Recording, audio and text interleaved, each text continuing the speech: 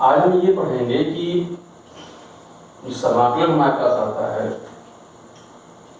तो उस समाकलन को हम किस तरीके से हल करें, हमारे माइंड में एक ऐसा क्राइटेरिया आ जाए कि इतने प्रकार के समाकलन हमारे पास हैं तो हम उस समाकलन के प्रश्न को आसानी से हल कर सकते हैं। तो देखिएगा, समाकलन जैसा कि हमें मालूम है, समाकलन एक अनिश्चित और एक निश्चित, दो प्रकार का समाकलन हमारे पास होता है।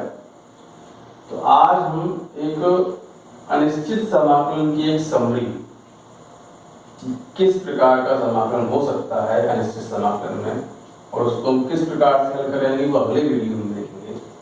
पहले ये देखते हैं कि अनिश्चित समाकलन में कितनी कैटेगरीज हमारे पास हो सकती है।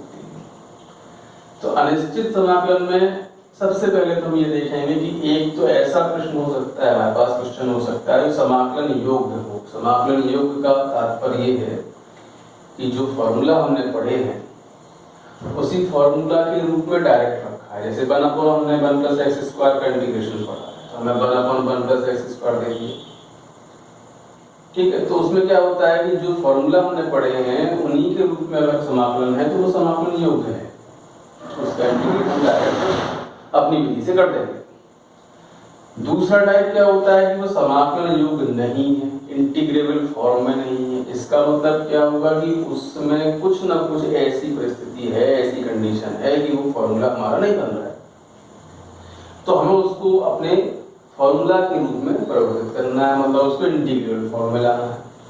उसके लिए दो परिस्थितियां होती हैं, एक तो सामान्य परिवर्तन करके और एक प्रतिस्थापन करके। सामान्य परिवर्तन से मतलब ये है कि कुछ ट्रिग्नोमेट्रिक जो हमारे पास फॉर्मूला है उनका यूज करते हैं। कुछ प्रमेय फलन ऐसे होते हैं जिनमें हर के बराबर हम, क्योंकि हर देखो इसका इंटीग्रेबल फॉर्म में है तो हमें सिर्फ क्या करना है, इसके बराबर ऊपर करके हम इसको डिवाइड करके अलग अलग इंटीग्रेबल फॉर्म में चेंज कर लेते हैं। कुछ रेशनलाइज करके हो जाते हैं। अब ट्रिग्नोमेट्री में क्या होता है, आइडेंटिटी का यूज करके, जैसे 1 upon sin² x cos² x, इसमें हम 1 की आइडेंटिटी रख देंगे, इंटीग्रेबल फॉर्म में चेंज कर लेंगे। cos² x sin² x cot² x tan² x ये इंटीग्रेबल फॉर्म में नहीं है, मतलब ये कोई फॉर्मूला हमारे पास नहीं है। तो cos² x को हम ऐसे फॉर्मूला में चेंज करेंगे जिससे हम उसका इंटीग्रेट कर सके। तो हमारे पास cos x के फॉर्मूला है, cos2x का है इंटीग्रेट, तो हम इसको cos2x से चेंज कर देते हैं। ऐसे cot² को हम cosec² में चेंज कर देते हैं, tan² को sec² में। तो ये तो सामान्य परिवर्तन हुआ जो ट्रिग्नोमेट्री की आइडेंटिटी वगैरह से मिल गया। दूसरा प्रतिस्थापन, सब्स्टिट्यूशन। सब्स्टिट्यूशन में क्या होता है मुख्यतः कि ये सबसे महत्वपूर्ण विधि है हमारी। इसमें क्या होता है कि जो फंक्शन हमें दिया जाता है, जो प्रश्न में जो फंक्शन दिए गए हैं तो वो इंटीग्रेबल फॉर्म में नहीं है, तो क्या होता है उसमें किसी न किसी पद का हमें अवकलन दिया जाता है। जिस पद का या जितने पद का उसमें अवकलन ज्ञात है उतने ही पद को प्रतिस्थापित कर देते हैं t के माध्यम से। और कुछ सामान्यता ऐसा होता है कि जो फंक्शन x की जगह पर दिया जाता है उसी का अवकलन में दिया जाता है। जैसे ये x की पावर x² है, x की पावर 5 1 + x की पावर 6 है, तो x की पावर 6 का डिफरेंशिएट हमारे पास x की पावर 5 होता है। अब इसमें 1 को भी ले लेंगे हम तो 0 हो जाएगा 1 का, इसलिए इसका पूरे को t मान के अवकलन की विधि से प्रतिस्थापित कर देते हैं। दूसरी विधि आती है खंडशः विधि, दो पदों के गुणनफल।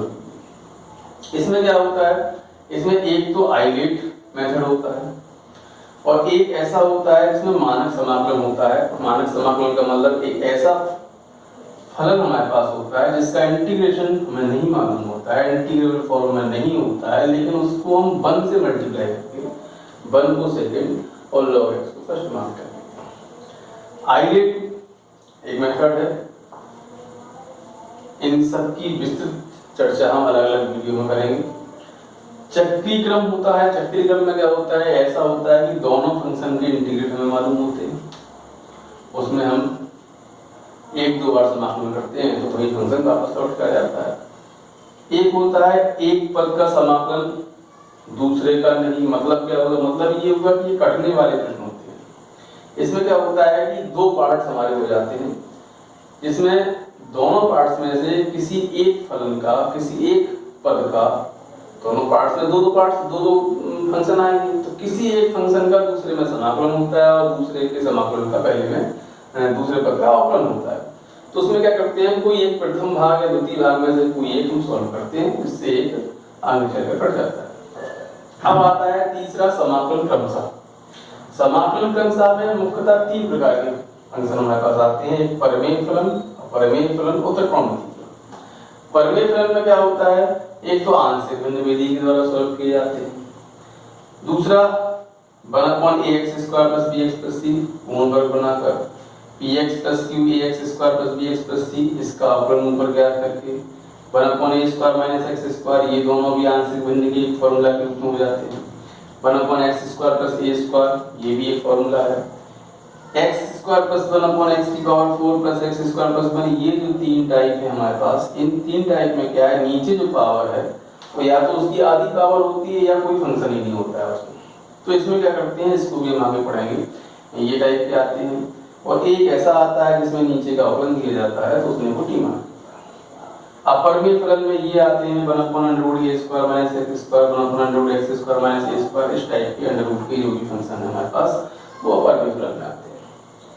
त्रिकोणमितीय फलन में आता है 1/a + b, a ± b cos x sin x, a sin x ± b cos x, एक होता है a cos² x + b sin² x, second degree के टर्म होते हैं ट्रिग्नोमेट्रिक में, और एक होता है ऊपर cos sin होते हैं, नीचे भी cos sin होते हैं। नीचे cos sin हमेशा आएंगे, दोनों के ऊपर cos हो सकता है अकेला या sin हो सकता है, ये दोनों हो सकते हैं, तो इसकी भी एक विधि आती है। इतना हमारे पास समाकलन का क्राइटेरिया है, इतना हमें सोचना है। अब प्रत्येक जो इसका विधि है प्रतिस्थापन क्रमशः, इनके बारे में विस्तृत चर्चा हम अगले जब वीडियो देखेंगे आप, तो उसमें इनकी विस्तृत चर्चा हम करेंगे।